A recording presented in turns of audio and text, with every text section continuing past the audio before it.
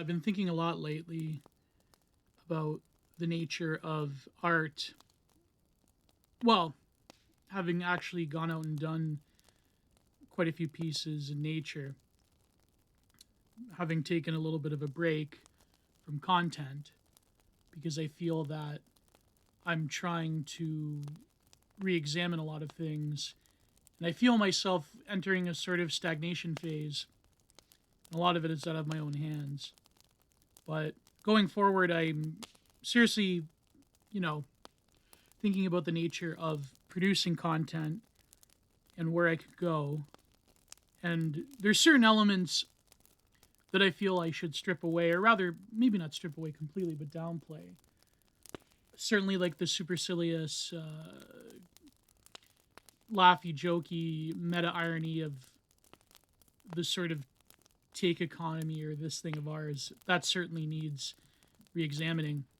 But going out there and painting, I really wanted to, do something about it because there's been this discourse that I wanted to comment on. Not discourse to comment on, but rather, I guess, well, comment on. But there's something I was listening to a certain podcast of two certain women, and you can guess which podcast. There was a line that Anna K. Sorry, I let it slip. There was a line that Anna Kachayan said about when they were doing the episode on the re-release of Right Wing Women by Andrea Dworkin. And I'm sorry, I hope I'm not losing people because this is an art-driven episode. There's something that she said about the difference between a garden variety propagandist, such as the two women that are writing the foreword to the new edition, and a real polemicist, someone like Andrew Dworkin or Gore Vidal, or even on the political right, you could say was Jonathan Bowden a polemicist rather than just a propagandist. But I feel that a lot of this talk about the sort of like quote unquote vibe shift, which I do not believe is real.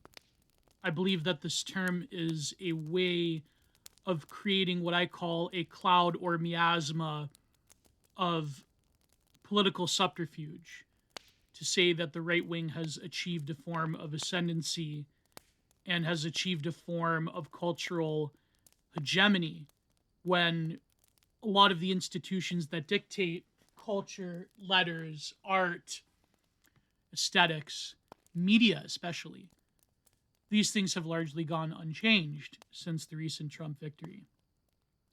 And I think the people that are invested in it either are the sort of like cultural take seller hipsters, not to name names, of course, because some of these people that have made this turn, one person in particular, has been very kind and generous to me, and I will not bash this person. But I do think that this is greatly exaggerated. And there's equally been a lot of discourse about quote unquote art on the right. And people view me as, well, one of the few artists that are, unabashedly not shy about my politics, even though these politics are not, well, I wouldn't say that I'm of any particular label, but I guess I would be lying to you if I would say that I'm not like a quote unquote man on the right or person on the right. The term man is a very interesting one, but I think that people have gone to me as some sort of authority, which I do not claim to be authority of, or I equally do not claim, even though my art, has certain connotations by association, I do not claim that my art is some grand revolutionary act of political aesthetics. I am a expressionist first and foremost. And that, and so a lot of people, even people that I respect, people that are friends of mine, I wouldn't want to give the impression that I'm doing like every single piece of art that I do is some kind of political statement. It's not what I want. It's not what I'm looking at the stack of plein air landscapes that I've done. Now, could you find a political connotation in it, given my history with Pine Tree Twitter and all that? Yeah, okay, fine. But I think that even my works that are sort of a commentary, I'm doing this series on Zarathustra. I wouldn't want to say that, like, I'm of any particular label. I like certain things. I like, even artwork that is inherently political of the political left. There's certain pieces of art that were created by communists that I enjoy. But I wouldn't want to say that, like, everything I do drips with the politics. And I think that's the point, and that's something that Lomez said with his recent interview with Ross Douthat. Now, I wouldn't want to say, like, so there's two things. And please, like, share, and subscribe. Go to my Patreon to support my work, because I want, in this episode, it's been 5 minutes and I haven't outlined the episode, but to give a brief outline, I want to give a commentary on this recent talk of quote-unquote right-wing art, which may or may not exist. But also I want to go through this this essay from a month ago that's been making waves about the quote-unquote new aesthetics of fascism and slop, AI slop, with the whole Studio Ghibli edit that Grok released.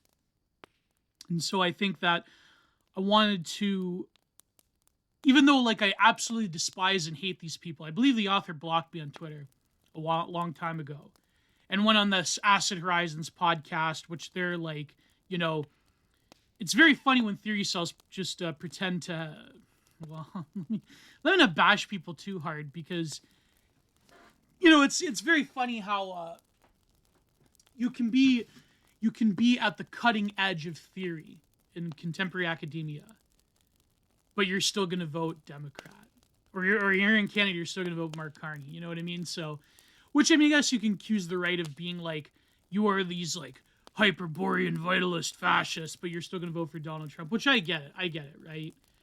But I wanted to, as much as this person absolutely angers me and is a political enemy, first and foremost, I do want to give this article a serious critique.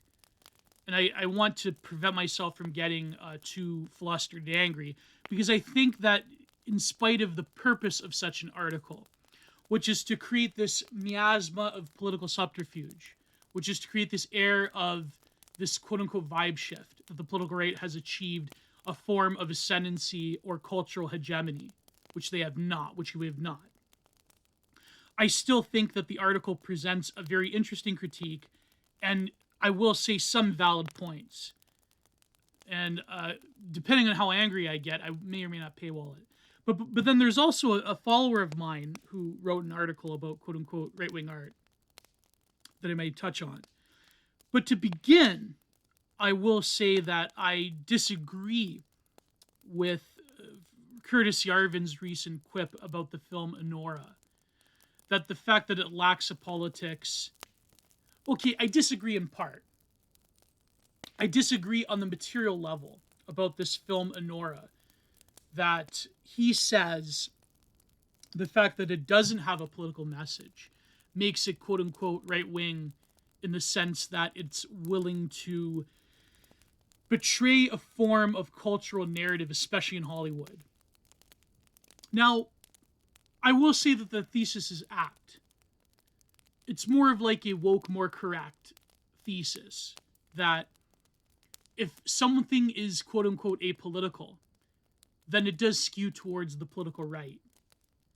But in saying that, what the left is never going to admit, and with the victory of Donald J. Trump, has reinforced this narrative, that because, which is essentially their cultural hegemony, which is their dominance of all things cultural, aesthetic, and media.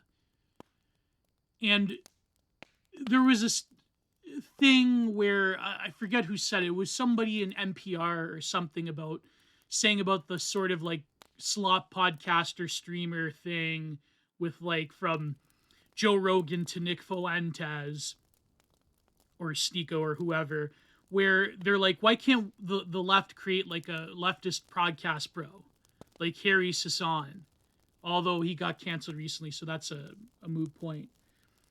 And I believe people were saying that they don't need a podcast bro. Alternative media largely skews to the right for a reason.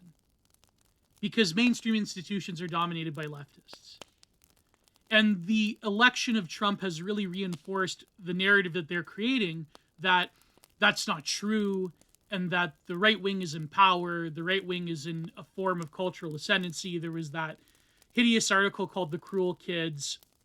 Was it in the New Yorker? Or I forget where. It was some New York publication.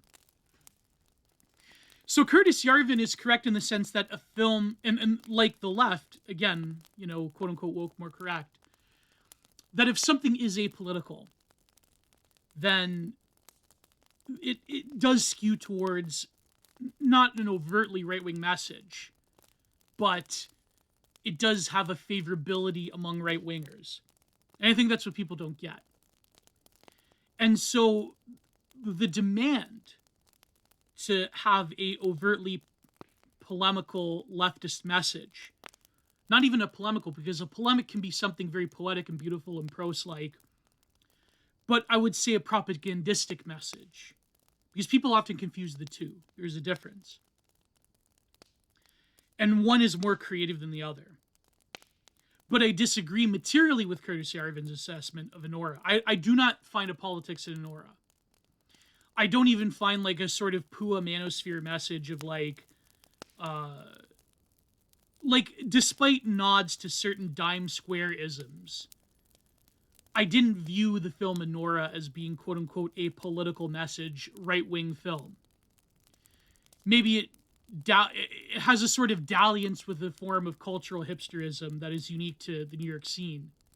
But I didn't find like this grand, total right-wing message. So I think Curtis Yarvin is incorrect about this film in particular, but is partially correct about the thesis that if something is lacking in overt political message that wants to deal with a form of subtlety, that wants to uplift itself away from the terror that is the 2010s, where the demand to be propagandistic of the political left is lowered, then I think that, of course, there is a favorability towards the political right. So, and I think that Lomez's example he used with Ross Douthat, now, which I find, that being complicated. I do have suspicions, of course, of anyone that goes on a New York Times podcast. But, I mean, Lomez has been nice to me, and Lomez definitely I would consider a friend. But, certain voices being elevated over others, whatever. Now, Lomez did put in the work with Passage and all that. But I think that there were moments where I was listening to it where I would have answered differently or I would have elaborated differently. But I do think that his example of No Country for Old Men is a good one. Because not to say that Cormac McCarthy is like this stalwart right-winger, but I do think that that work in particular has themes that are very amicable to the sensibility of contemporary people on the political right for a variety of reasons. So it is a good example, but it doesn't like really beat you over the head with propaganda. So I think that this is the contentious part, is that the political right is in a position where it has to invent, or rather it has to seek out a form of cultural capital when the tools that are there have been barred from us for such a long time. But the way that I approach the work of art is that I don't... maybe some works, of course, like in the Fume Gallery, one of the works was the Bader Ginsburg, Francis Bacon style one. I mean, yeah, that's probably like the most political work I've ever done. There's been other ones that I'm not too proud of that were kind of amateurish. But I do think that the vast majority of what I do is not like me consciously sitting down and saying like, how is this a political statement? How is this a polemic? Even the Zarathustra series, I'm more trying to do my own expressionistic style that is faithful to the themes within Zarathustra.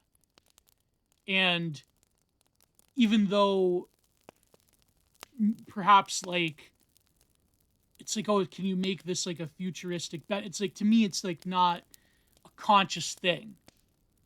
It's like the elements of this series are not me being like, I'm going to be a futurist. I'm going to be a political polemicist as an artist.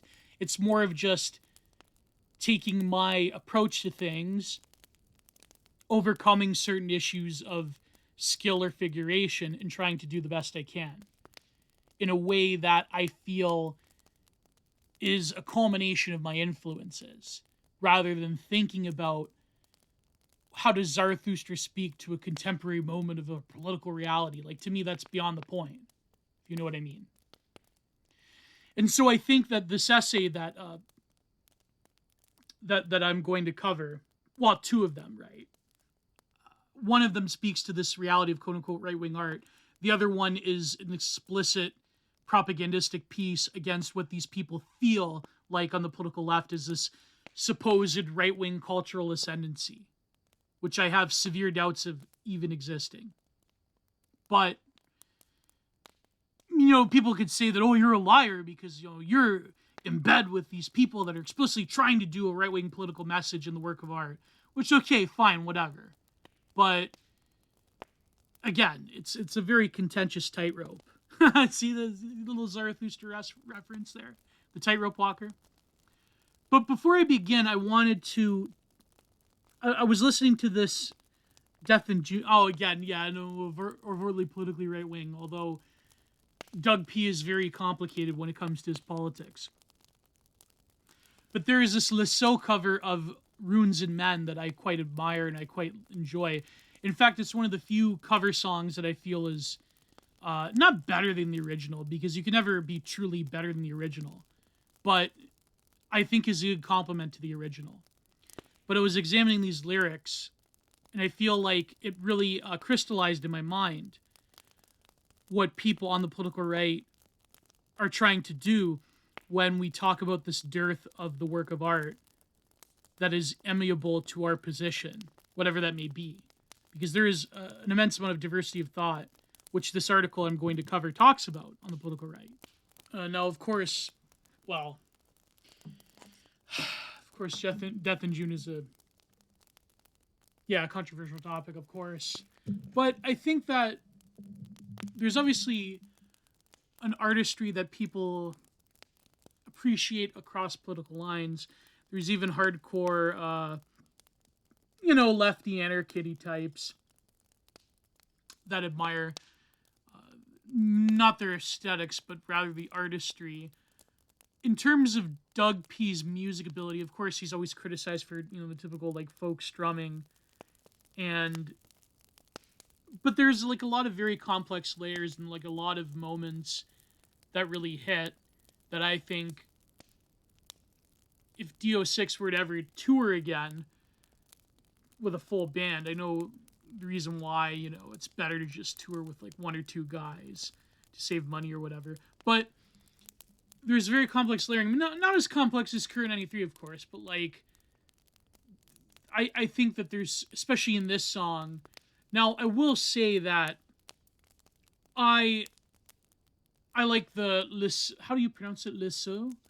I like the Lasso cover of Runes and Men better. And I think it does, having a woman singer, transform the context of it. Because, of course, Doug P. being, an LGBT man, how can I say that for YouTube purposes? He's obviously referring to his particular romantic longings in that, in that gay context. But I think that what he's talking about, you can view the song as just a personal romantic sentiment, but also I think that there's something greater there in terms of a longing for not necessarily a full, return to tradition past, the way that's become vulgarized, but rather a return to the sort of preservation of the flame, if you will. How can I describe it? A return to something, a sort of grandeur of the past of Western civilization as a whole.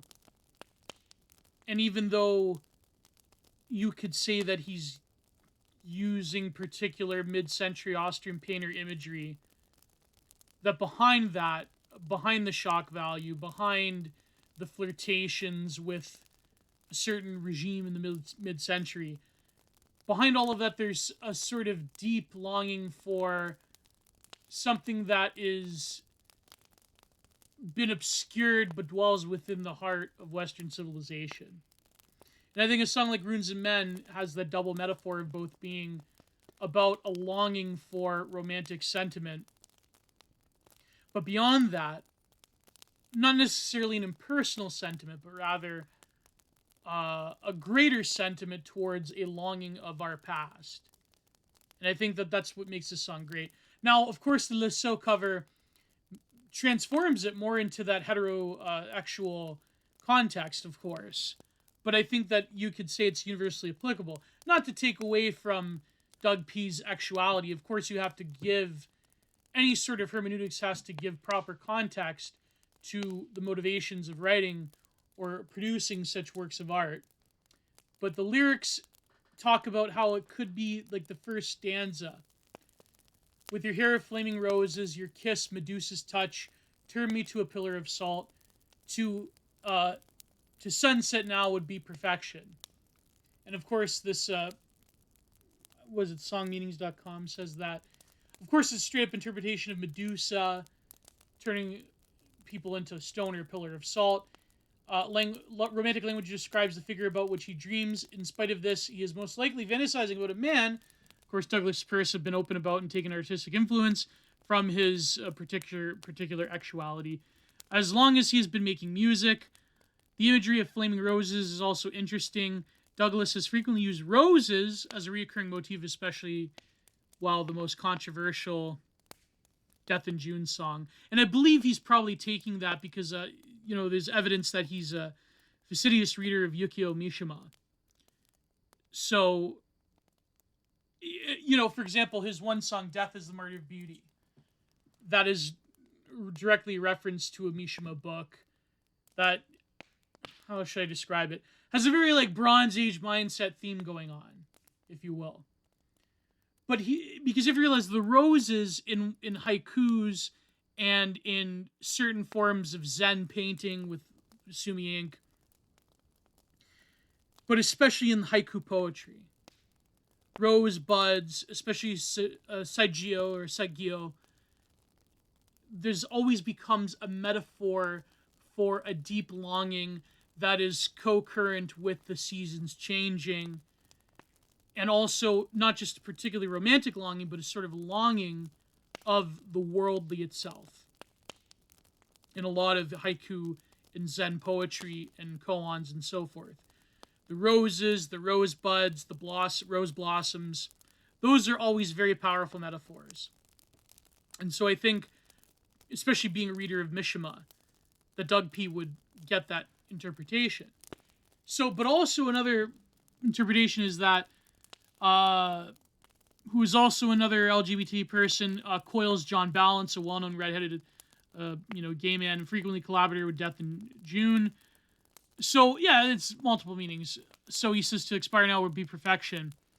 And then of course the famous chorus. Then my loneliness closes in, so I drink a German wine and drift in dreams of other lives and greater times.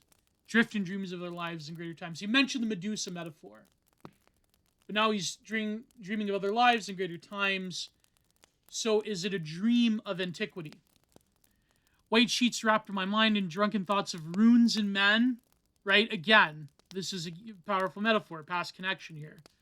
Why does the devil leave for us this legacy of loneliness? This cry for the moon and a dagger's thrust with your hair of flaming blooms and your eyes of saintly dusk. Then my loneliness closes in, so I drink a German wine and drift in dreams of their lives in greater times. Now, why am I saying all of this? Why am I bringing all of this up? I mean, this podcast is about quote-unquote art, work, and the political right, blah, blah, blah, whatever. I think the term, by the way, it's very interesting, the discourse I've been seeing the past, not just past months, but rather the past few years, is that we realize one thing, which it's very cringe to fixate on, this is quote-unquote right-wing art, but people cannot help but write about it in such terms. Because there is a sort of putting the cart before the horse type of deal. Of trying to reverse engineer a cultural movement without the culture and without the work of art coming. I mean, there is some. But it's you're talking about the need for it. you're creating a vibe for it, but you realize that framing it in those terms can be quite truncated and quite forceful and gauche, but you can't help but resist talking about it in those terms. And so this is the paradox that a lot of the articles that I've read, even way back, like what, 5 years ago, or was it less? Moabug's art right essay. You know what I mean? And like people again creating a discourse because we're all writers, we're all take sellers, and so it's sort of like putting something before in hopes of coaxing out, which is actually a great. Sarah Fletcher wrote a great critique. I think one of the most fair critiques of the Female Gallery recently. The opening show. I think it's quite a good article, and it's not as harsh as I was expecting. And she quite liked my paintings, which I think is good, But I think that her critiques were very nuanced and very fair. I mean, maybe there's some difficulty with writing. Of course, she's writing it very fast, right? I think the article came out like a few days after or whatever. But certainly better than any sort of left-wing journalist that might write about it, of course. But that's something that she pointed out, that there's a sort of attempt to create a vibe, but you need to have a sort of artistic tradition there to begin with. And so this is why I'm bringing up this song Runes of Men. Because that is the approach that all people that ever talk about this topic of like the right wing or the E-right or Frog Twitter or whatever you want to call it, from LD50 till now, trying to create something that approximates a form of culture that is expressed in the work of art, whatever that artwork or medium may be, is that there's always a sort of disassociative longing. There's something at its heart. There's a vague nostalgic notion of a greater time drifting into greater lives, but not being able to feel that, being alienated by the present.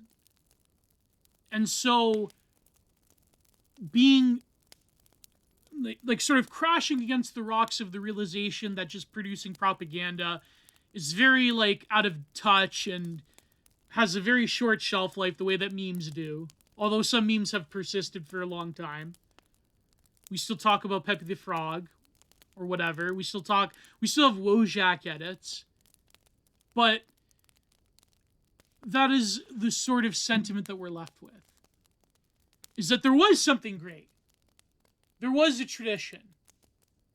Maybe not a tradition, but there was meaning to be found.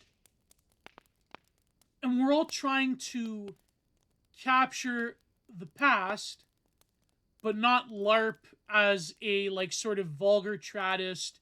We're just going to bring it back. We're going to do the classical realist thing. We're going to do no, it's not going to work. But then, of course, as Sarah Fletcher, she points this out, is that shock value is also something that has a very limited shelf life. And I fear that with people creating this narrative that may or not be true, I personally think is not true, that that there is like some kind of cultural victory of the online right because of the election of Trump, and that there's like this vibe shift, and that even Keir Starmer and to a lesser extent Mark Carney here in Canada, that they're even having to LARP right-wing talking points that were being expressed on, I don't know, like alt-right forums in like 2015. Or like neo-reaction blogs in like whoever knows, 2007. That they're talking about immigration and blah, blah, blah. It's like, no. You realize that that is a foil, right? You realize that that's not true. So we're still in the mire of the current world that we live in. We're still in the muck and mire. We're still wading through it. But what we're left with is a way of trying to capture that greatness of the past in a form that isn't just the worship of ashes, isn't just reviving something that itself was a revival, that itself was a critique and an iteration of what came before it. which is, you know, I think one of the harshest criticisms of the show, but one of the most fair ones, comes from an art critic that I deeply respect, Dean Kissick. He said even the futurists want to recapitulate the past. But you notice that you can point to like the right wing, and it's like, you know, that futurism was the birth of modernism, but it was explicitly on the political right. But it's like to bring it back as LARPing and gauche and blah blah blah. It's because people are inherently incredulous and irony poisoned and can't do anything, right? But notice the critics though, they're the same like New York leftoids that have their own garage art shows filled with embarrassing propaganda pieces or whatever. But, you know, it's like sort of LARPers fighting LARPers. Who, you know what I mean? So the point being is that you can say that as a universal statement in general. There was a book by Zygmunt Bauman called Futuretopia. Was it called Retrotopia? Retrotopia. Where it's nostalgia seems to be a universal phenomenon. Nostalgia used to be strictly of the purveyance of the political right. A nostalgist act. But, you know, I mean, the political left, they have their own version of nostalgia. But, you know, there you go. Like, that is, I think, a powerful critique. It's a biting one. It's, you know, it leaves a bad taste in your mouth. But I think Dean Kissick is being, you know, especially coming from an art critic you respect and you read and you admire. It's true. Even the futurists, whether they're the futurists of the left or the right, long for a past. But to do so in such a way that is meaningful, that doesn't give to the pretenses of just trying to revive something that is long gone. I think that is what all of the discourse of the quote-unquote art on the right is leading to, right? And I think that that's why I think it's necessary to sort of just do and sort of drift away from the pretenses of I need to do something that is artistic but benefits my political ideology. Because in a world, and this is, again, I'm going to read this Slop and Fascism article. Because it's very, so to preempt it, it's very funny that these people are critiquing the right for being nostalgic and weaponizing art as propaganda, and there's some idiot, quote-unquote art critic, or some, like, zombie formalist, abstract expressionist on Instagram. It's pretty popular. What's his name? Jay Ellis or whatever. I'll get to it. Where he's like about fascism and all. It's like bashing one form of art, but it's very funny. I know like hypocrisy isn't going to work, but these people have produced nothing but politically driven kitsch for years now. It's very funny. The demand for propaganda never stops on their side. But the moment the right wing thinks about it, even without actually, well, trying to do something, but whatever, it's like, no, that, like, you people are the real ones who are weaponizing the work of art for political propaganda. But it's like, but you do it as well. No, but it's like when you do it, it's bad, and when I do it, it's good. So you get what I mean? Well, we'll get to it. But the reason I bring up of Runes and Men is that is the core sentiment of all of this discourse about the E-right or the political right in general creating the work of art. Is that it's trying to drift into dreams of other lives and greater times. And it's feeling this sort of cold, sobering loneliness or this alienation at the present. Because I truly think that people in the political left, they don't even realize that their media, like pop media especially, culture industry media, is so saturated with their narrative and their worldview. Whether they want to deny it or not, whether they want to say there's some kind of exotic socialist or communist variant or whatever. They're all just libs at the end of the day, really. That I think that they ignore the reality that what they're seeing in most media is essentially their worldview, or rather notions of their worldview or being favorable to their worldview being reflected back on them. And when you breathe in that air so much, you don't realize you're even breathing it at all.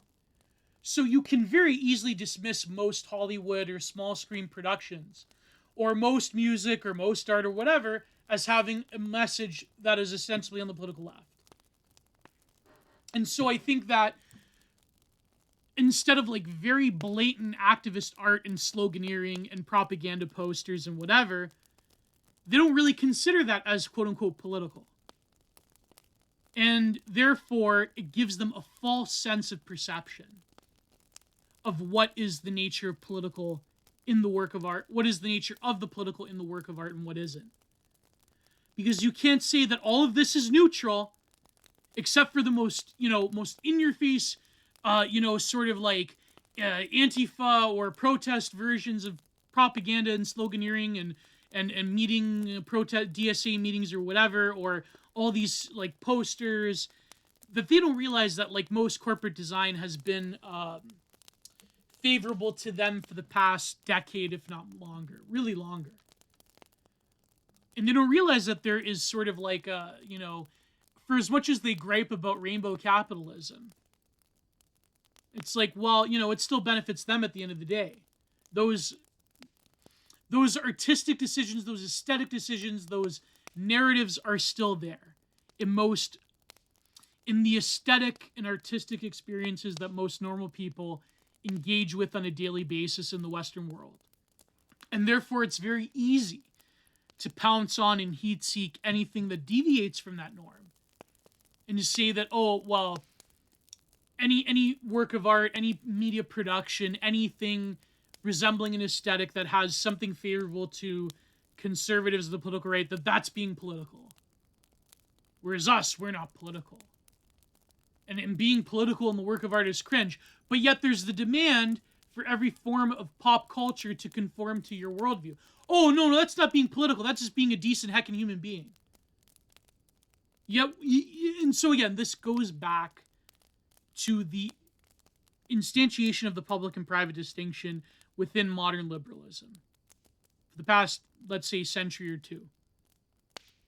Is that erases what is the heart of the political to begin with, which leads into this skewed perception of politics within the work of art. Because if your starting position is that all this media that caters to your worldview is actually neutral, it's just being moral values, is appeal to a morality that lays outside of the quote-unquote political itself. But those moral values just happen to be coded on the political left. So therefore, it's very easy for them to go and say, you're the one that's being political. We're not the ones being political with most pop media. That's just being a heckin' decent human being and being inclusive and egalitarianism. But isn't that a value of the political left? No. No, that's just that's a disembodied, universal UN Charter of Human Rights and Freedoms appeal to morality. That's a moral code that's universal. What's the basis of that universal moral code? Oh, him and hawing, There was recently people, thank God, were pouncing on this evil Noah Harari thing about there's no basis of anything in nature and there's nothing that's natural and, everything is a construct. And so people are like, well, okay, what about things that you don't like that violate your sort of like global, transnational, progressive worldview? Oh, no, that's not what I mean. You know what I mean? It's sort of like, it seems to be like, and you notice this with irony, so I know I'm just rambling. I know I'm going to get back on point with the work of art. But you do notice this, like, between those types and irony cells, is that there is sort of like this weird selective nihilism. Nothing is meaningful, everything's ironic, everything's postmodern, nothing is real, everything's permitted. Oh, but also, like, my rights are human rights. Because they're appealing to something that they think lays outside of the quote-unquote political as such. Which is deeply an ontological claim as much as it's a moral claim. And this also influences their view of the work of art. Is that if you deem everything that you see around you that most normal people imbibe in as not being political, when they clearly express a political message that really most 9 times out of 10 is favorable to a left liberal worldview. You just have to turn on any cop drama, any medical drama especially, any musician, anything, and vast majority of the time you will see a political message being expressed. But if you don't frame it as a political message, you rather frame it as, I don't know, some kind of vague sense of morality or whatever, then you can easily say to someone that who is, not of your political persuasion, that tries to attempt something that is aesthetic or artistic or whatever, that, oh, you're doing a hecking politics and that's cringe, that's propaganda. And don't you know that these right-way chuds can never do art because they don't have sufficient amounts of openness? But if you actually look at like a lot of the right wing in generations past, people that were artists and writers and so forth, yeah, they did have high openness. High openness isn't just a quote unquote liberal or leftist trait, but it's just that their form of high openness manifests quite differently. I mean, if you use that, that type of like schematic of the South, right? Like the high openness, high agreeableness, blah, blah, blah, right? Or like the Myers-Briggs test, whatever. Which I think is some accuracy to it, But yeah, they did have quote unquote high openness. Just that it's the impossibility to conceptualize anybody that disagrees with them as having quote unquote the high openness sufficient to be an artist. But anyways, that's just what I mean. And so this is why I bring up this song. Because I think at its root is what we're all trying to really get at. But it's just we don't know the necessary steps to create a true cultural transformation that isn't just the drifting into a dream of greater men, greater times, greater points of our civilization. So maybe let's take a little bit of a music break.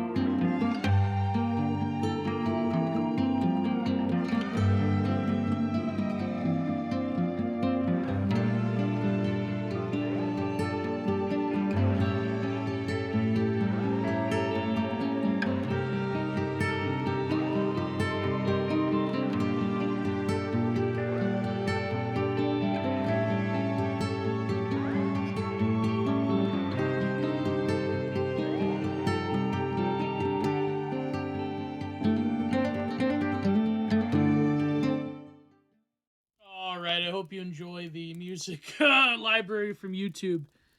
It's pretty good, actually. You can find some gemmies. But, I should hunt down some more royalty-free music. But I came across... I can read the whole thing, by the way, because he gives some very practical advice. But I'm going to read from the middle of it.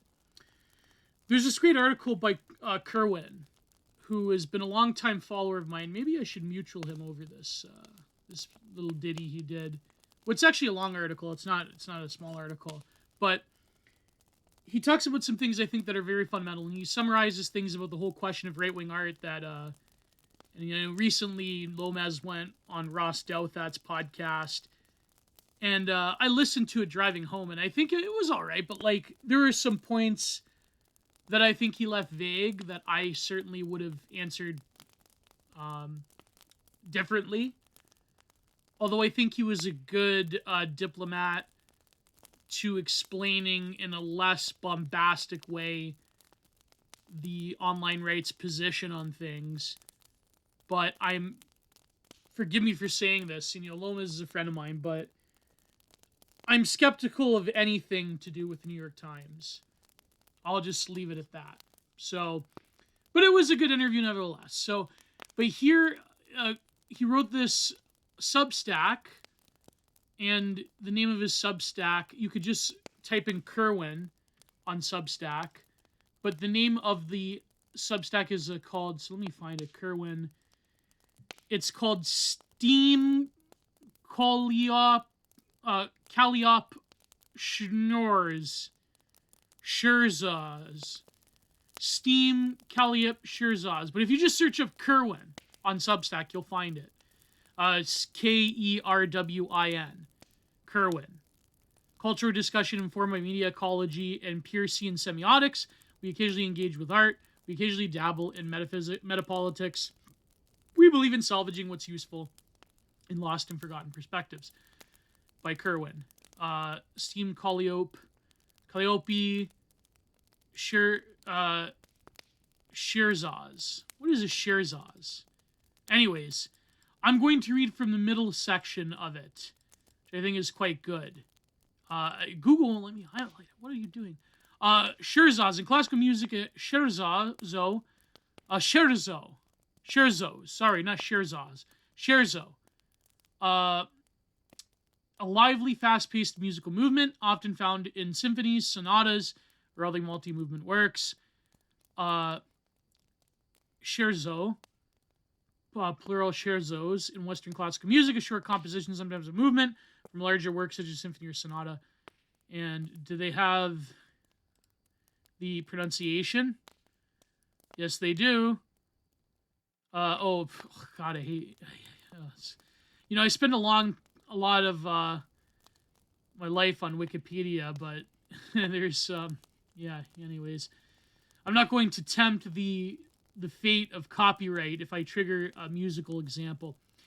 But anyways, he's talking about right-wing art and this, how right-wingers do not value equality, therefore there is inherently a hierarchy. He talks about Lomas, and he says, now, to be sure, I respect Kemperman's aim, and I especially appreciate that he doesn't want right-wing art to be didactic and obnoxious agitprop.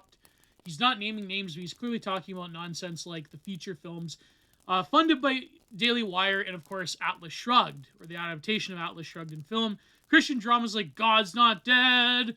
Moreover, success of Passage Prize and Passage Press would be encouraging for anyone. Okay, so here he says, if we were to take Kemperman's position seriously, Jonathan Kemperman's, I mean, he uses his real name, so it's not taboo. I usually would not use an Anon's name, especially after they've been doxxed by Antifa.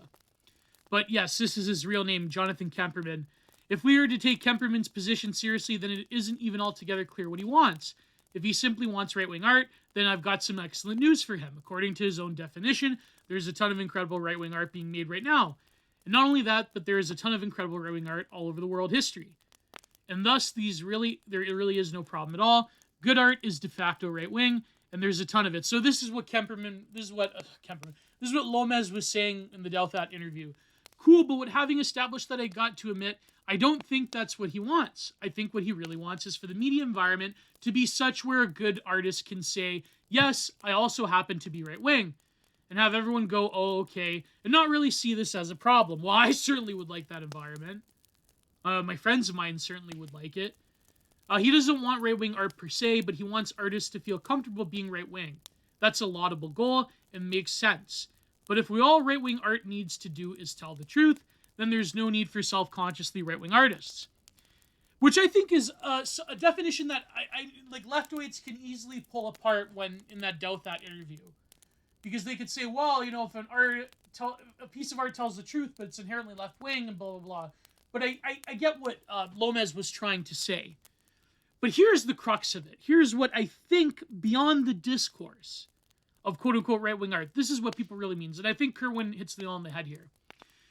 If you really think about it, a work of art can be neither left-wing nor right-wing in the strictest sense. Because works of art are not people. I don't know. Maybe I believe that artwork can be people. Corporations are people, my friend. Anyways, they aren't sentient beings. Well, I don't know. I think the work of art can create a form of sentience that emanates in itself through time, sort of like the Landian accelerationist definition of the future, future semantic collapse, the future singularity. It sort of like manifests itself in time. And so the work of art can have a life world. But that's, very Heideggerian. And of course, Paul Talk would not enjoy me saying that. But, well, I mean, works of art definitely do have a life cycle.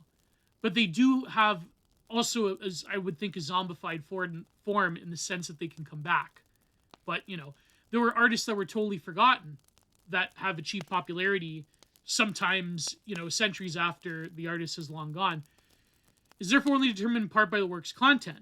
The much bigger part of it is the manner in which... But I know I'm using flowery language. I know I'm using, like, metaphysical thinking, but whatever. That much bigger part of it is the manner in which the work is received.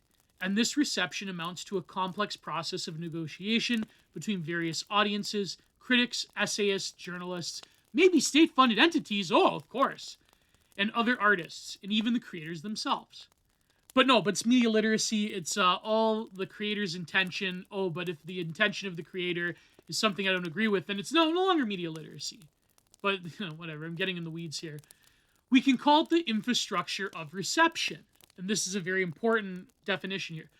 And it's important because it's what ultimately has the final say. And if you're a right-winger and you want more right-wing artists, then I've got some bad news. Right-wingers are nowhere near this infrastructure of reception. Since they're nowhere near it, they can't explain to people that good art can be, and often is, right-wing. And whether their presence in artist discourse, no right-wing artist who wants to be taken seriously can be comfortably announced his politics, whether he's a neo-Austrian painter Satanist of the, certain, I'm not going to mention that, but, whatever. A Ben Shapiro supporting Zionist, or whatever. Because I have to stop saying the Z word. Well, there's actually 2 Z words I can't say on YouTube. But, Let me give you an example of how this infrastructure of reception might work. Let's say you've got an author who doesn't explicitly announce his politics, but he seems like he might be right-wing based on some interviews he's given and perhaps some eyebrow-raising social media activity, and he writes a novel about a girl with anorexia nervosa. And let's say further that it's a psychologically realistic novel. Perhaps it contains some psychedelic body horror type moments, but it also contains a logical explanation of how she got that way, psychological hardships she had to endure, the effect of both the internet and mass media at her disposition, and let's say the novel even suggests the truth about the serious flaws in her own personality that prevent her from fixing the problem. Wow, that's basic contemporary Zoomer lit right there. That's like MFA literature right there. Yet all this, that's more of a millennial thing, but whatever. Yet all the same, the reader gets the sense that it's a tragic story with a sympathetic protagonist. It's a novel that tells the truth. Now, is this novel right-wing art? The answer is, could be. The answer is that it could be. That is, if right-wingers were willing to go to bat for it and make the right-wing case for its legitimacy.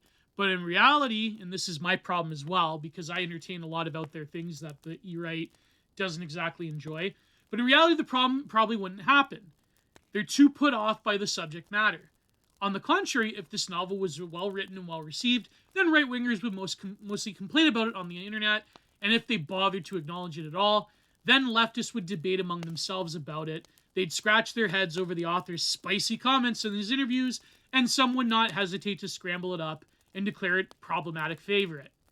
Some among the left would simply marginalize the author while accepting his work, at least if they decide that it's really worth preserving. They might say to each other, hey, this novel is great, but don't support the creator because he's a fascist bigot. Or whatever. And they would at least have the sense to engage with it. If the author even had any right-wing message buried within the work, then counterintuitive as it is, it would go unheeded. But what if we flipped the situation? Let's say you've got an avowed left-wing filmmaker who makes a movie about a husband and father who goes on vacation with his family. While eating breakfast with them outside one morning, he believes that they're all about to be redacted in a natural disaster. Oh, is it that one film with, what's his name? And so rather than assuming leadership and guiding his family to safety as his role of family patriarch would dictate, he frantically runs away instead, ostensibly leaving his wife and child to their fate. Then when the natural disaster turns out to be a false alarm, he sheepishly walks back and pretends that nothing bad has happened. The rest of the film is spent exploring the wife's disgust with not only him but herself as well, all due to the fact that she had married a pathetic, lily-livered coward. It is a black comedy, and whatever message it might convey to its audience, it is certainly not a left-wing one. So then the question is this right-wing art? Again, it could be. If right-wingers want to claim it as such, then it most definitely would. And if left-wingers completely disavowed it, then it's all the better. But the problem is that the movie I'm describing is a real movie, and what I've only encountered a grand total of 2 right-wingers who have endorsed it. It occurred on an episode of Relatively Obscure Guide to Culture podcast. To be fair, other self-styled right-wingers may have discussed the same film without me knowing it. But in reality, it hasn't made much difference. The overall sense that typically independent filmgoers have about Östlund is that he's a rough-hued leftist who enjoys satirizing liberal social justice pretense, similar to figures like Slavoj Zizek, and I would say also the podcast Come Town. And thus his film is no way conflicted with his leftism. So is Force Maneuver a Force Majeure a right-wing film? Ross Douthat would probably say yes, and Kemperman might agree, but in actuality, it really isn't. The problem is simply is this. What if you made a right-wing movie and no one noticed? This is the right-wing movie. And so then he talks about building an infrastructure of reception, and really it's about creating a culture industry. That's what it's about. Let's be real here.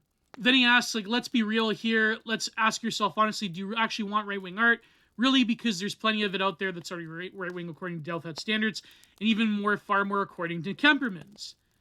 You make sure that you know that, yes, your friends are styling on him, and another way to do it is by building up what I've been calling a right-wing infrastructure of reception.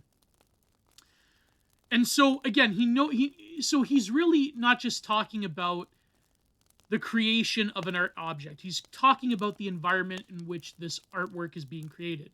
He's talking about a culture industry that can support a grander meta-narrative that informs the work of art, but one that goes by seamlessly, that isn't in your face.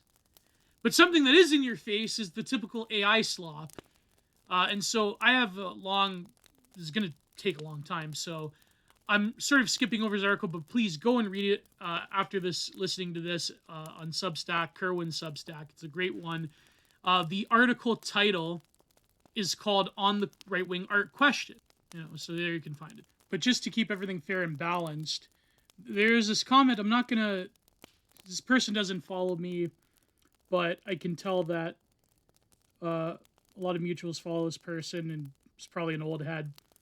But I don't know, a lot of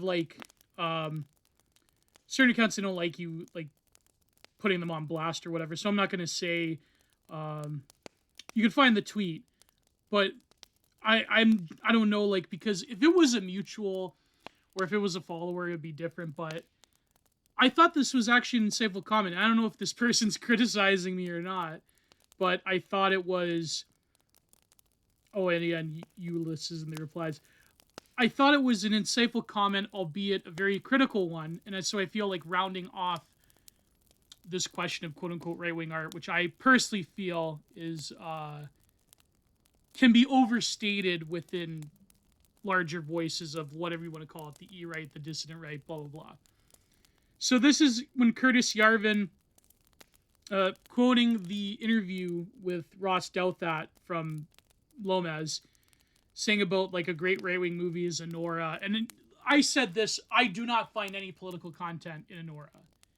It was a decent film, the visual aspect of it, but it did seem very thrown together, and the plot itself was incredibly nonsensical.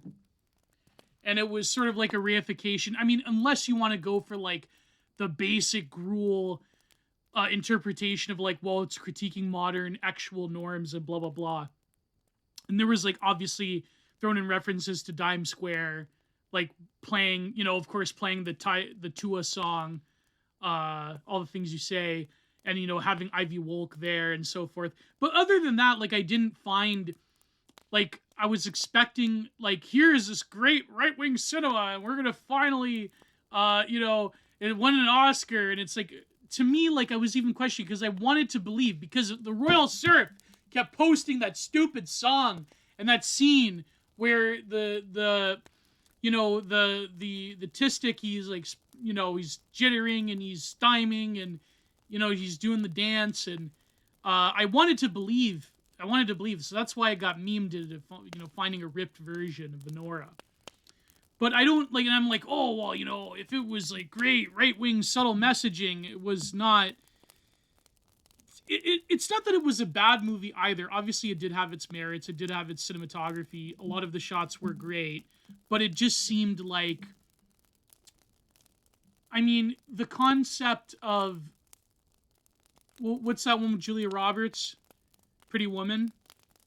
Like, it's been done. You know what I mean? Like, it's been done. And I thought that the movie, it was almost, 2 hours? But it could have been shorter. Could have been, you know what it could have, I said this in my scathing critique on Twitter. I said, it could have been like one of those, like, very punchy but very good Omeletto shorts on YouTube. Those short films on YouTube, Omeletto, or whatever. People confuse it for omelet. But here is this Anon, and again, this is very critical, but at the same time, I think that the criticism is warranted. So, he says, Lomez thinks, quote, right-wing art, in scare quotes, is an absolutely doomed endeavor, and that's why Anora is right-wing. The point of this stuff is to merge the edgy art ho, lib faux art class with the intellectual right. That was what right-wing art has meant since Gio coined it. Now, I personally did I really coin the term? I mean, there were people before me. Some people maybe I shouldn't mention. They're kind of, unoptical. But no, I personally did not think that I coined the term. I personally, I thought that the Curtis Yarvin essay was what he was talking about. But then I had essays going back when I was just on WordPress, going back a long time, like to 2017 or whatever. But maybe I did, like, people ask me about it, but, like, it's very weird. Like, I don't want to come off as being, like, people that have, like, this selective nihilism where they're, like, or the tactic that leftoids do, or people like so-called rationalists. Like, I didn't watch it yet. I watched bits and pieces on Twitter. But that debate that Dave had with, Distributist had with Nathan Kofnas, where they'll pretend not to know something. Or they'll pretend to be like, oh yeah, like, that's, I didn't know. It's like, no, you did know. You did believe that. You did advocate for that. But because they have this perception of their own, omnipotence of their own intelligence, or rather they're enlightened by their own intelligence, then it's, you know what I mean? Like, so they'll have this, like, selective narrative, this, like, selective memory drop. So I don't want to do that, but at the same time, I think, like, did I really coin the term, or is it more that it just organically came out about writing about the work of art from a right-wing context? So I don't really know if I, like, came up, but, anyway, so the Anon says right-wing art does not mean art that is right-wing or that is made by right-wingers. Can't fault people like me or Fenn or Zach Brown or whoever, or Stout, because we are, like, ostensibly on the political right, but we are artists that are, have certain beliefs. But that, what does it mean in terms of, like, a meaningful context? What makes a work of art right-wing, I think, is a good critique. The term will always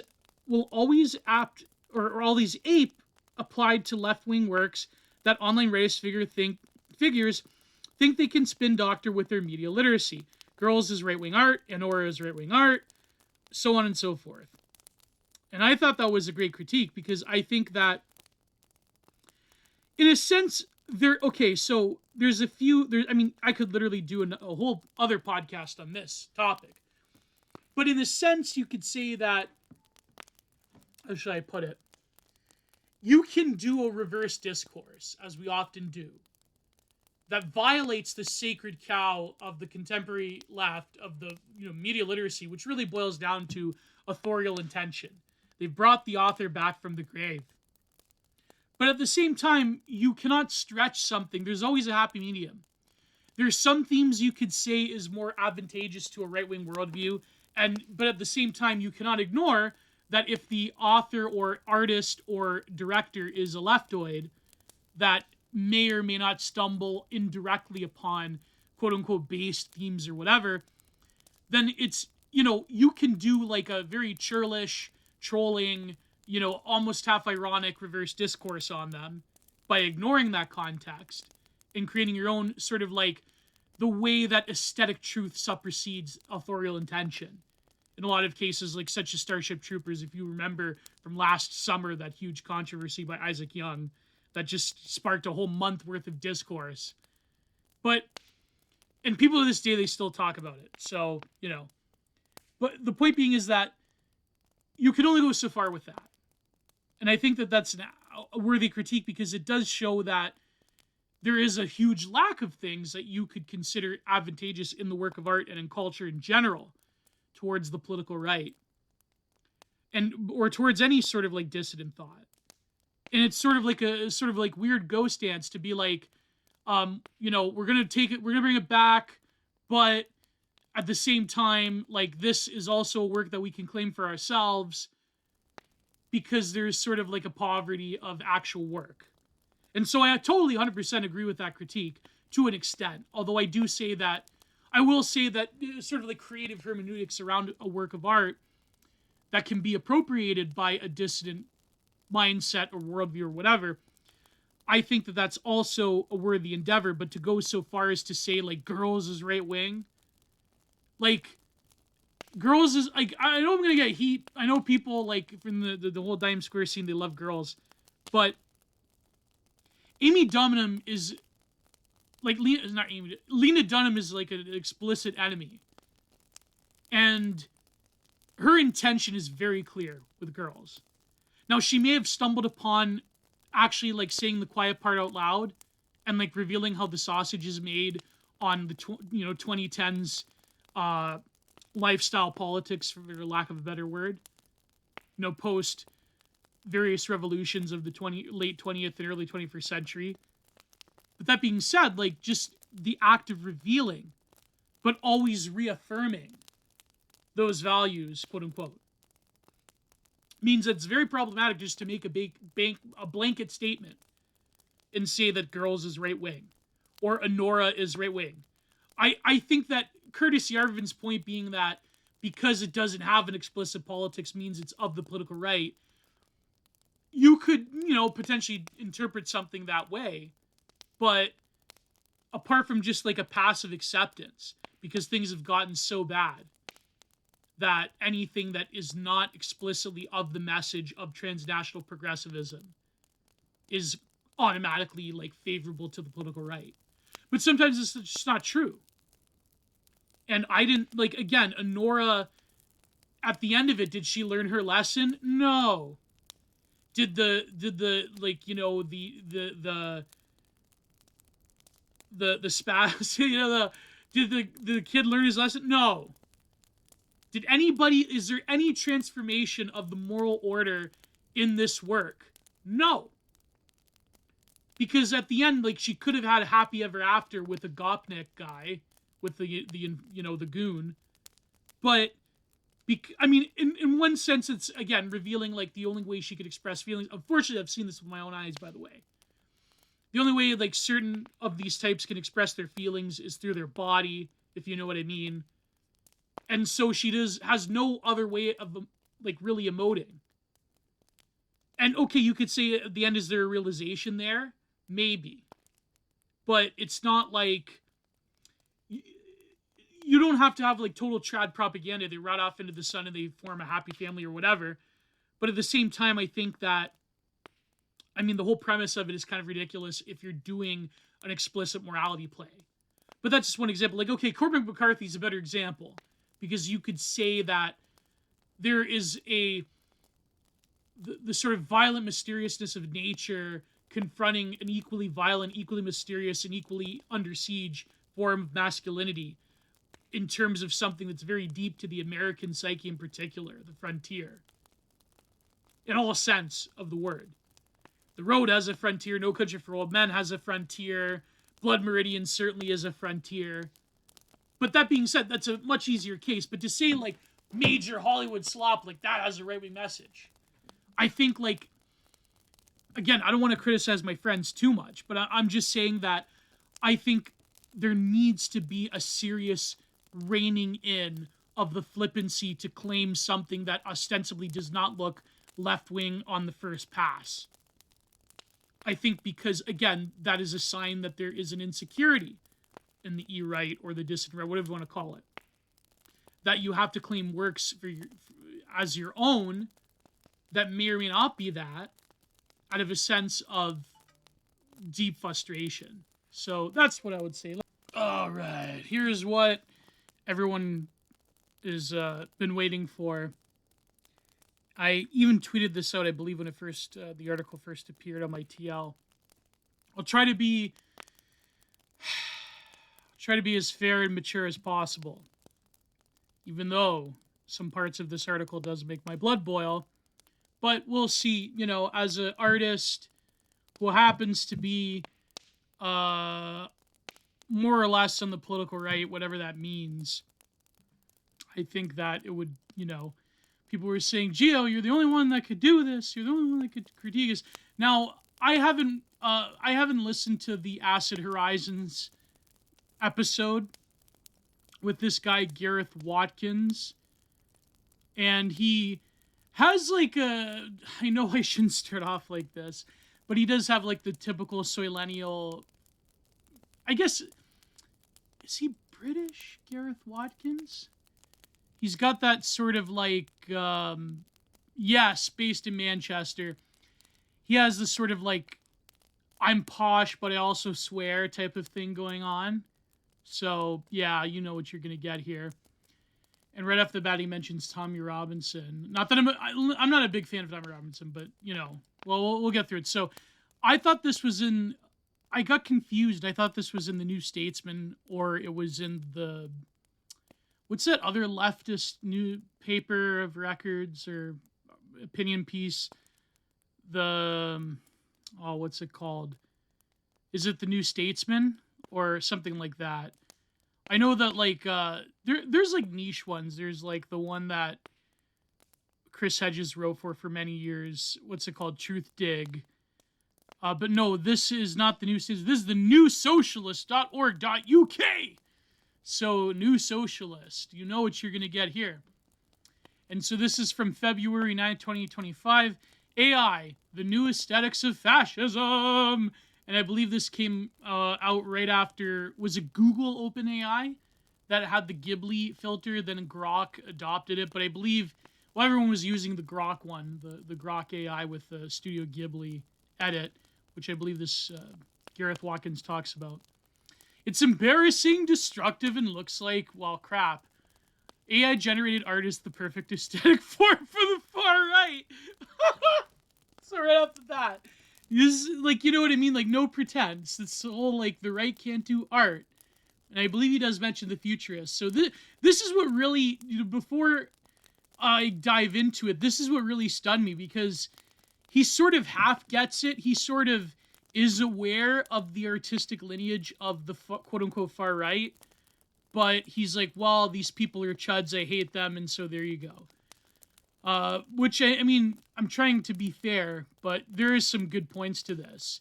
And certainly the whole, fixation on AI memes is something that I'm not a big fan of either, but we'll get into it. So, Tommy Robinson tweets an image of soldiers walking into the ocean on D-Day.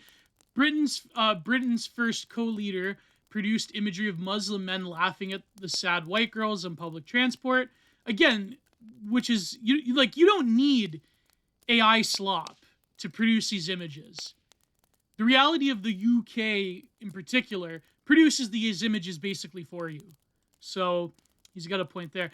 An AI-generated song combined kitsch, schlock, pop with crude racial stereotypes, makes it into the German top 50, and becomes number 3 in Spotify's global viral chart. Oh my god, that's epic trolling. That's like a Orc brand troll right there. He does those AI songs. Benjamin Netanyahu conjures a vision of an ethnically cleansed Gaza connected by bullet train to the equivalent or equally ephemeral Noam. Keir Starmer's Labour Party post then is forced to take down a video of its policies as embodied by anthropomorphic animals. A few days later, they promised to mainline AI into the veins of Britain. Is Keir Starmer on the political right? I guess he's using some right-wing rhetoric, but he's not exactly on the right, which I hope... I talked about this recently with Black Horse, about the sort of phenomenon of the rhetoric of the right, but the governing of the left. Because that really was the Blairite, the Dark Lord Blairite policy, which was to sound like you're a moderate, to sound like you're almost like a creature of the political right in some weird way. You're a conservative. But really, you're letting all of the insane leftist civilization destroying policies on the back end. So, but unfortunately, a lot of people are being tricked. And not a lot of people, but there's certain people on the political right, especially if you are in the UK, that are so victory starved that you're like, well, if Keir Starmer is this strongman liberal, sort of like Macron, or here in Canada with Carney, then, you're going to take whatever victory you can get. But really, well. Anyways, that's besides the point. This is about the work of art. The right loves AI-generated images. In a short time, a full half of the political spectrum has collectively fallen for the glossy, disturbing visuals created by generative AI. Despite its proportions having little love or talent, its proponents having any little love or talent for any form of artistic expression. Again, is his depiction of the political right like not Keir Starmer? Is his depiction of the political right like, I don't know, the Daily Wire? Is that what he thinks? And listen, there is a lot of schlock and there is a lot of kitsch when it comes to conservatives or even people on the political right who don't have certain factions of the E-right that don't have an aesthetic sensibility, and they really just want to have in the work of art more or less propaganda images. But to paint all of the far right with the same notion is absurd. And despite its proponents having little love or talent for any form of artistic expression, right-wing visual culture once ranged from memorable election year posters to terror wave. Okay, well, what's very funny is that they'll, listen, I'm not endorsing the terror wave stuff. Okay, I'm not endorsing it. But it's very funny when the aesthetics of the far left for generations now have essentially been the evocation of terrorism. But because it's well, my cause is just, my cause is equality, my cause is good, therefore, it's acceptable to have this sort of Black Bloc, Antifa, Chaz, Black Panther type of aesthetic. That's good. But when right-wing chuds in a Telegram group, Fed post, that's a national emergency, that's a national security state concern, right? But, well, look up what the far left was doing in the 70s, and you'll see what I mean. Today, it's slop almost totally. Why? To understand it, we must consider the right's hatred of working people. It's more... I can't. You know what I mean? It's more the mutual embrace of the tech industry, and primarily its profound rejection of Enlightenment humanism. Well, at least one of those things is correct. One of those things is partially correct, and hatred of the working people is totally false. There's no one that hates the white working class more. Well, I shouldn't say that. Again, this person is viewing Fox News, Boomer, and whatever equivalent he thinks of as that is the sum total of the political right. And it is true that a lot of those people do hate working class people. And there is a case to be made. And I know some people will say that a certain podcast network, this is their talking point. But it is true. There is a sort of corporate kleptocrat version of Republican politics, or here with the Conservative Party in Canada, or with the Tories in the UK, where they do have a hatred of the working class. But that isn't to say that the political left has become a friend of the working class for the past, 50 years? I mean, they despise the working class. But also, that being said, there is and I think that's, again, why people voted for Donald Trump, is because there was an awareness of the average common working class person being essentially destroyed by the undercurrent, the subaltern, not this, the sort of underbelly of semi-criminalized illegals and so forth. It's essentially the typical neo-reaction, like high-low versus middle. And Donald Trump, at least rhetorically, whether history can judge his actual policies as being this, at least rhetorically was a sense of the middle and working classes finally having someone that spoke to them. And, you know, the left weaponizes the lower and, you know, parts of the higher. And the controlled opposition conservative right, quote unquote, is a creature of, you know, corporations and so forth. But it's very funny how Gareth Watkins is saying this when we've seen for the past 20 to 30 years this essentially neoliberal transformation of the political left, being more accepting of corporations and corporate control because it spreads their message. And that's really the bloodless political calculation of in-group, out-group that they've done. Not to blame them for that. I mean, hey, if the corporatocracy wants to have like rainbow capitalism, a lot of people on the political left has cynically made that choice and said, you know what, it's better for our interests. Because at the end of the day, that's really what they care. And from the quote-unquote post-left to MAGA communists to whoever, people that are essentially on the fringe margins of the quote-unquote political left across the Western world, they have this thesis that, like, look at how Occupy Wall Street was subverted, and, like, we had this, like, real working class socialism that was subverted by IPOL. But, and you know, for a while, I even entertained that argument. And there's certainly a grain of truth to that. A grain of truth to that, right? But really, when you look at it, again, let's go back to the almighty Jens tweet. You can be a bloodthirsty capitalist and still be a leftist. What is real leftism? They love debating among themselves what real leftism is. But if you look at the consensus beliefs of most of them, except for barring like tankies and post-leftists and Hazoids and whoever, their consensus is essentially those select issues of identity politics.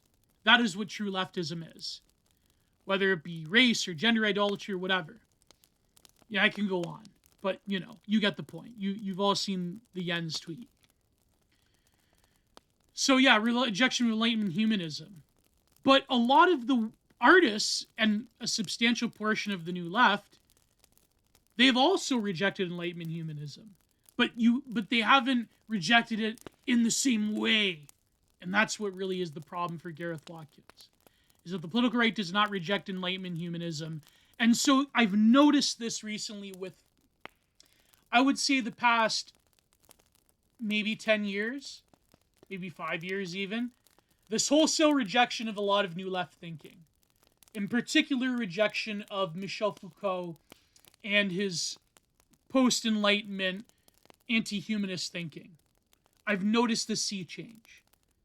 And I've noticed the rhetoric in the debates, having lurked a lot of far-left spaces, especially on Twitter and Blue Sky, that the libs are claiming to stack up these victories, that leftists can never, the real leftists, the far left could never do anything. It's all the liberals, it's all the unironic neoliberals that can do something. Now that thesis is terribly flawed. So again, I know this is an aesthetic analysis, this is a political analysis. Bear with me. But the point I wanted to hammer home is that you have to really look at the conditions of quote-unquote victory. If you're looking at it from a sense of like leftist ideological purity, then that thesis is very flawed. But when you look at political power as an expression of will, then you could say, well, yeah, okay, it's obvious that libs are the ones moving and shaking, that they're the sort of the real agents of political power. But at the same time, for as much as they bash liberals, and as much as the liberals are sort of like, especially in the European context, there's some very hideous accounts, like that one, what's that guy's name, Slazik, or that self-hating Serb, that's Nikolai, I don't know, like, you know, you see these accounts on the TL, and they're all like, you know, haha, like liberals do things again. whether it be Macron or Keir Starmer or whoever, although Keir Starmer's coming under some heat. But again, like I say, it's a speak right, govern left, which is the Tony Blair playbook. A lot of them are doing these like weirdo polemics, if you will, where, liberals are the only ones that do anything. But at the same time, the liberals and the quote-unquote center, for as much as leftists say that, to be in the center is essentially de facto to be on the right, which is complete nonsense. I really don't have time for that argument. The centrist liberals and the left have always geared up to suppress the right wing for generations now. So when they say that, it is materially true, but on a higher level in terms of ideology. It really is them being able to normalize the leftist policies that they all agree on. But they can do it in a way that's not as overt. They can do it in a way as expressing technocratic control rather than an ideological maxim the way that, Marxists and socialists and people on the far left can do. But it's very funny them criticizing the terror wave thing when really a linchpin of a lot of leftist aesthetics is sort of the worship of third worldists, quote-unquote liberation forces that were essentially just terrorists anyways, and, redacted civilians and so forth. But anyways, that's a minor point. Let's move on. So this is a bit of a longer article, but I'm trying to cover all of it. So the first point is most obvious. AI is embodied by large language models like ChatGPT and largely diffusion-based image generators like DALL-E and Midjourney promise to make anyone who can write a single paragraph prompt into a copywriter or graphic designer. Jobs generally associated with young, educated, urban, and often left-leaning workers. Well, that again, he's more correct. The woke more correct. It is, I personally, I've always said, I personally think fine arts will be, will wither the storm. But all of these MB kids with Wacom tablets, their days are numbered. Let's be real here. But really not really. I mean, to me, AI is just a gimmick and people will adapt. And I don't really see the human arts, quote unquote, going away. The selling point is that the users don't have to pay and, more importantly, interact with a person who is felt to benefit them, but upon whose technical skills they'd be forced to depend on. For a relatively small group like British First, hiring a full-time graphic designer to keep up with its insatiable lust for images of crying soldiers and leering foreigners would clearly be an unjustifiable expense. But surely world leaders capable of marshalling vast state resources could afford at the very least to get someone from Fiverr. Then again, why would they do that even when they could simply use AI and thus signal to their base their utter contempt for labor? Is that really a left-wing issue? I mean, there's a mainstream, liberal and left publications that use AI now. I believe I've seen even AI images on the cover of the New Yorker. Well, I mean, but here's the thing. A lot of these designers, they may as well just be, AI prompts. And, shocker, making artwork that's kind of hard to AI to replicate. But, what are you going to do? But framing that as specifically a right-wing thing is, well, dishonest. For its right-wing adherence, the absence... And so here we're getting to the meat of the article. For its right-wing adherence, the absence of humans is a feature, not a bug, of AI, where mechanically produced art used to draw attention to the artificiality.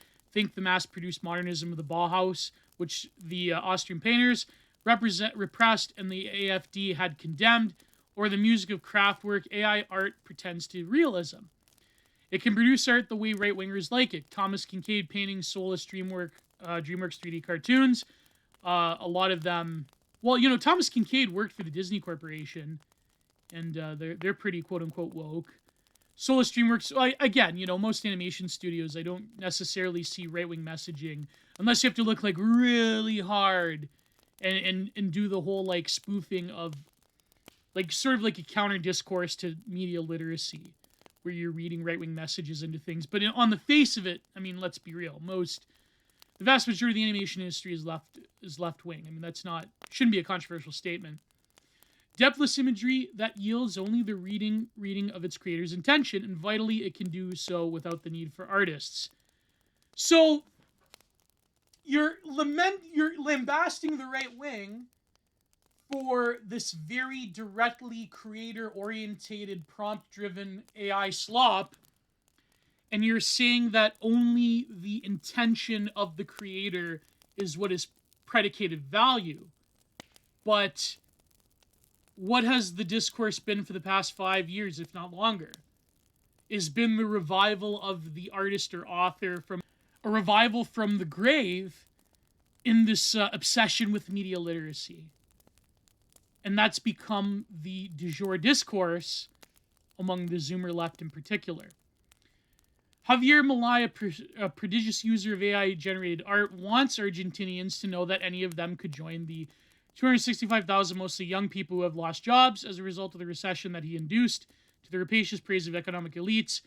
He wants, well, I don't know about that. I mean, I'm not a big Malay person, but, well, so I'm going to remain neutral on that one.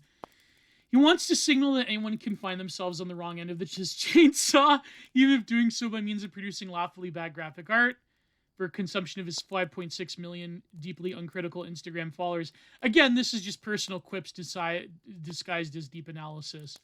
But, you know, what do I expect? On the subject of Instagram, anyone old enough to read this will also be old enough to remember when Mark Zuckerberg, and by extension the rest of Silicon Valley, was broadly perceived as liberal. Zuck was even touted as only a presidential candidate who could beat Donald Trump.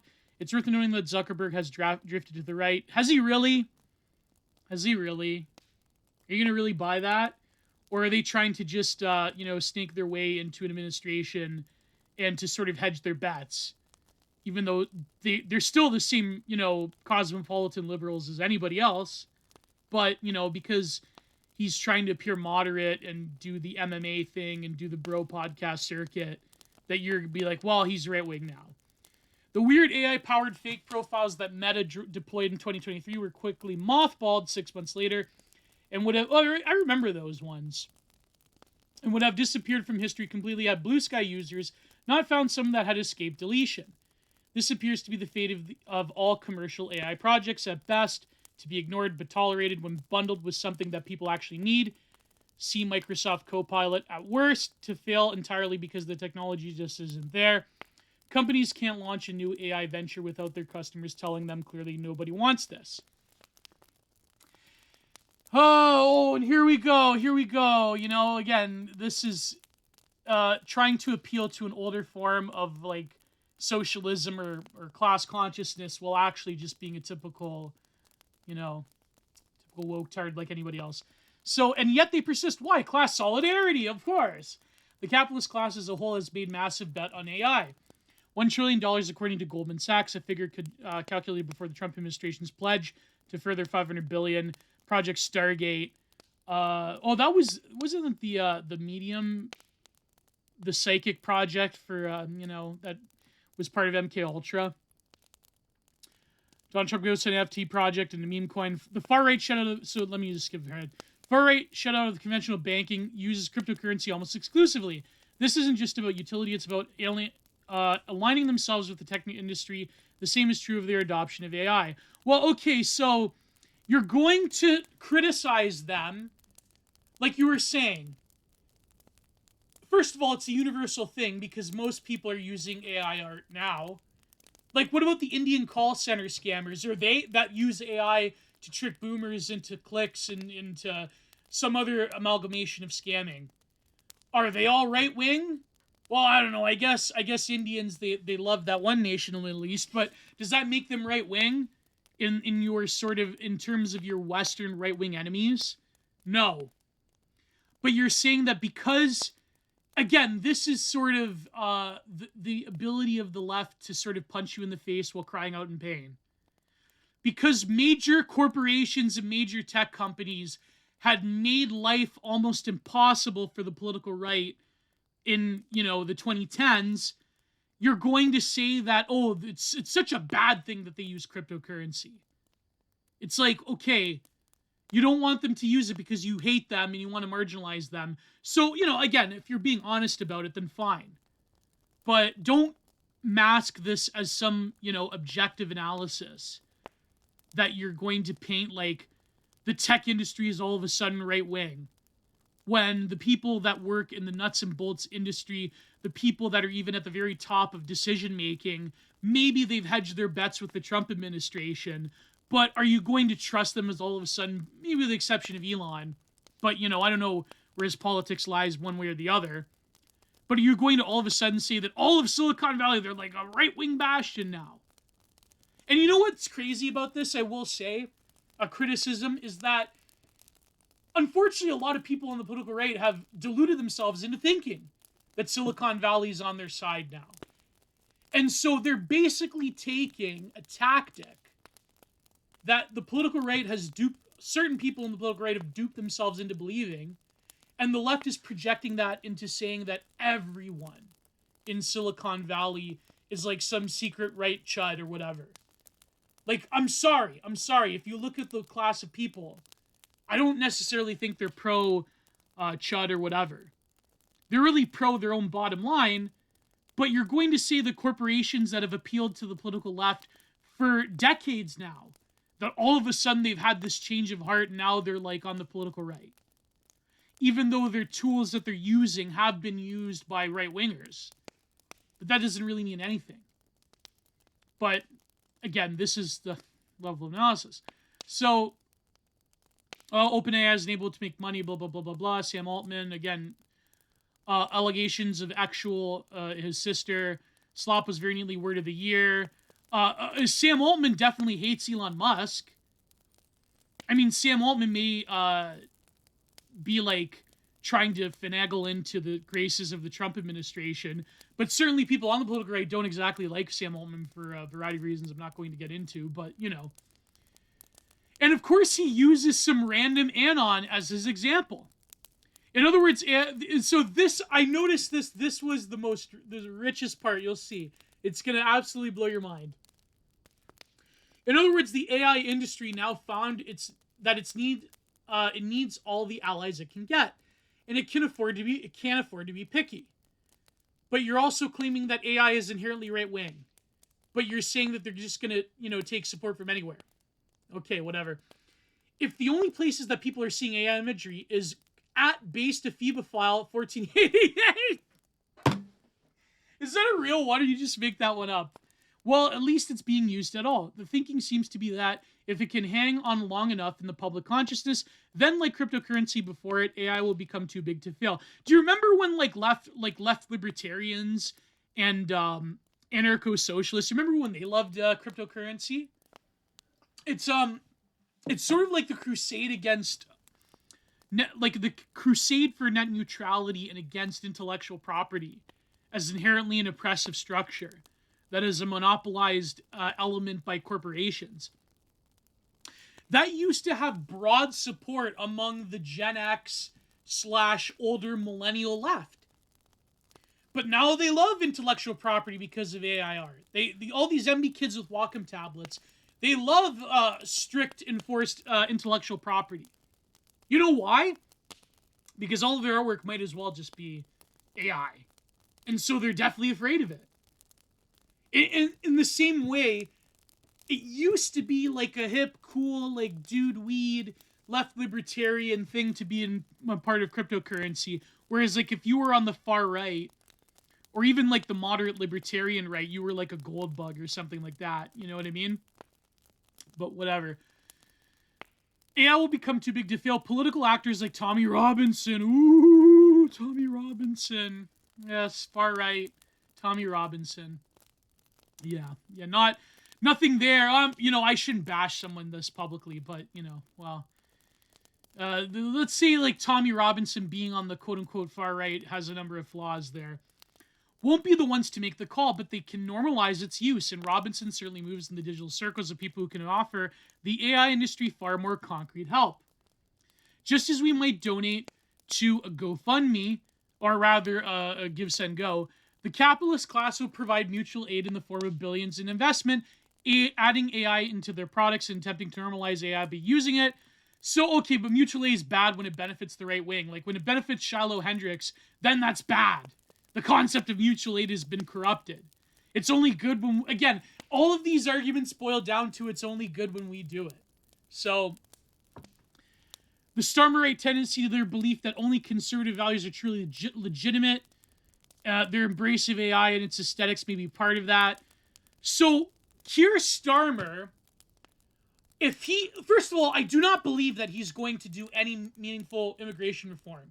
I'm sorry, like, I disagree with people like AA. I know that in the UK you're so victory starved. Same with here in Canada. I get it. I'm a Leaf. But are you going to believe Keir Starmer when he's going to say he's going to kick him out and you don't have a right to be here, blah, blah, blah? Or are you going to realize that that's basically just a rhetorical ploy? The way that Tony Blair spoke from the right and governed from the left. Again, I've mentioned this before here. I'm repeating myself. But these people, they really hate Keir Starmer. But when Keir Starmer was imprisoning their political enemies on the right and getting publicly funded, Antifa groups like Hope Not Hate to dox their enemies, like they finally doxed Morgoth the other day, then you're going to sit back and say that Keir Starmer is saying that only right-wing or conservative values are legitimate? That's insane. Again, this is like, you can only be like a posh, middle-class British socialist to say something like this. To be so out to lunch that you don't see the forest for the trees when you look at the Starmer government and what they're actually going to do, as opposed to what they're saying to do people into, consent manufacturing. But these people are so craven that they don't realize that that's what Starmer's doing. And unfortunately, certain people on the political right are being conned the way that some of them are being conned here with Mark Carney. And so it gives the left a bad impression. And so that's the problem. You have to really look at how they're actually governing as opposed to what they're saying. So, yeah. Whoever see how sensitive the tech industry leaders are to criticism. So notice how he says based a FIBA file 14. That'll come up that'll come up later in this piece, this polemic. We have seen how sensitive the tech industry leaders are to criticism. Mark Andreessen's Tech Optimist Manifesto, whom not conferred sainthood upon deeply evil figures like Nick Land. Deeply evil figures. A man who has invented the lion's share of the cutting edge of current 21st century philosophy in and outside of academia, but whatever. I'll give you that one because Nick Land pretty much is on the far right. Largely consistent with his writers begging the world to love him. Mark Zuckerberg's recent interview with Joe Rogan featured lengthy sections on how he does not feel validated by the press and the governments, just as when they reached out to canceled celebrities. Zuckerberg, the guy that banned people under the Chinese delicacy, yeah, he's really right-wing now. The right is now proactively creating an alliance with tech industry by communicating that even if they can't materially support companies like OpenAI, they can at least offer emotional support. We may all be good materialists, but we can't underestimate its effects that not material support has. It's creating networks within capital. Yes, the same tech companies that have marginalized the right for a few decades now, that you're going to, all of a sudden, again, this is an easier argument to be made if it wasn't for people on the quote-unquote right who are being duped by these cooing sounds by tech industry leaders. But you have to look how they've actually governed, how they actually have operated, as opposed to the optics and what they're trying to do and the quote-unquote vibes that don't really mean a lot, but, No amount of normalization and validation, however, can alter the fact that AI imagery looks like crap, but then I want to argue its main draw to the right. Its main draw to the right. If AI was capable of producing art that was formally competent, surprisingly soulful, then they wouldn't want it. They would be repelled by it. That's such a, again, this isn't an objective analysis. This is I wouldn't even say it's a polemic. It's really a propaganda piece. Have you looked at, again, I'm getting ahead of myself, but have you looked at leftist produced art for the past few decades? If not for the past 50 years? Not a lot of competency right there. In fact, a lot of things that are very derivative, even within a fine art or like art world context, you would consider them zombie formalism if they did not have a form of identity signaling attached to them by the artist. And this is why I covered it. I think I covered it with Prude. The Dean Kissick article from a few months ago is prescient. Because a lot of art that you would say, maybe not, is schlocky, derivative, not very good even, has been done before. A lot of that stuff, a lot of it is only legitimized by the process of identity marking that you see in the art world, in the professional art world. So this person, this Gareth Watkins, has to basically wall off in this article everything the political left has done in the art world for decades now to make this argument. Thank you for listening to the Content Minded podcast. If you wish to support me and listen to every episode in full, then please go to patreon.com/giantartproductions and substack.com/Gio's Content Corner. There you will find the full archive of every Content Minded episode, as well as every Giant Art Review episode, and exclusive to all patrons, the weekly Cole Report, where I break down interesting stories and discourse from throughout the week. Subscribe today to keep the content renaissance alive.